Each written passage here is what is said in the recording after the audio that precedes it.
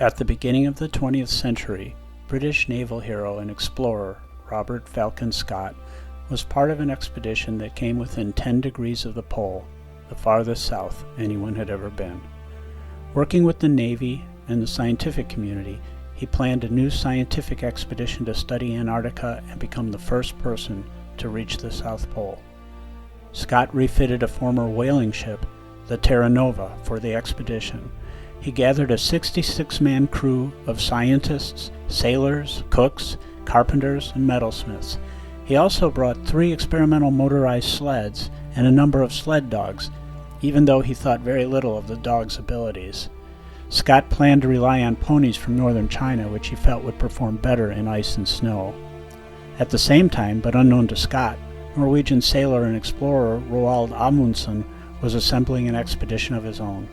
Amundsen had been on several polar expeditions. In one of these, his ship had become icebound in the Arctic. During this time, he learned the Inuit ways of surviving the cold and training and handling of dog packs. He also had an advantage. Growing up in Norway meant using skis and sleds from an early age. Unlike Scott, Amundsen's only goal was to be the first to reach the pole. He said, "Let science take care of itself." Amundsen outfitted a schooner built for polar expeditions, the Fram. His crew was composed of 19 men, compared to Scott's 66, and nearly 100 dogs. The crew of the Fram believed that they were heading to the North Pole. It wasn't until the ship stopped for supplies off the coast of Africa that Amundsen told the crew their true destination. Amundsen then sent a telegram to Scott, informing him that he was heading south. Both expeditions had similar plans: to arrive at the coast of Antarctica at the beginning of the polar winter. They knew that the short polar summer was the only time to attempt to reach the pole, and both teams wanted to set off at the first signs of warmer temperatures. They both carried sleds, cooking fuel, and food for themselves and their animals. Scott's camp was on Ross Island. His crew constructed a prefabricated 15 by 20 foot wooden hut. They spent several months in the dark, taking scientific measurements, studying the animals of the coast, reading and writing. They also set out in smaller parties to establish supply drops for their return trip. One of these crews was turned back by weather before they had reached their destination. They dropped the supplies where they were, an action that would haunt them in the future. Amundsen's camp was at the Bay of Whales, 60 miles nearer the pole than Scott's camp. Amundsen erected a prefabricated 15 by 20 foot wooden structure.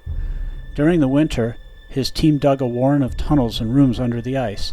The ice insulated the explorers. Amundsen's camp included workshops, storage rooms, and even an under-the-ice sauna. The crew shaved the runners of the skis and sleds to have less friction and to work in all temperatures of ice. Amundsen carried only as much scientific equipment as he needed to measure temperature and calculate their position. As the polar winter came to an end, each expedition anxiously watched the temperature, looking for a series of warmer days to indicate it was safe to start. The Norwegian team jumped off on October 20th, 1911. The British party didn't depart until November 1st. Scott's transportation plan was a complicated mix of ponies, dogs, motorized sleds, and the British Navy's system of man-hauling, the use of men to pull the sleds. One of the motorized sleds was lost upon landing when it crashed through the ice. The other 2 quickly malfunctioned in the cold. The ponies also caused problems. Their weight caused several to crash through the ice or fall into deep crevasses. Horses, unlike dogs, sweat to cool their bodies. The heavy sweat of the ponies would freeze into a coat of ice which had to be chipped off. In addition, the system of man-hauling burned extra calories and tired the team. Amundsen's plan called for the dog teams to make the entire round trip. The Norwegian team's skill in dog handling and skiing multiplied their advantages over Scott.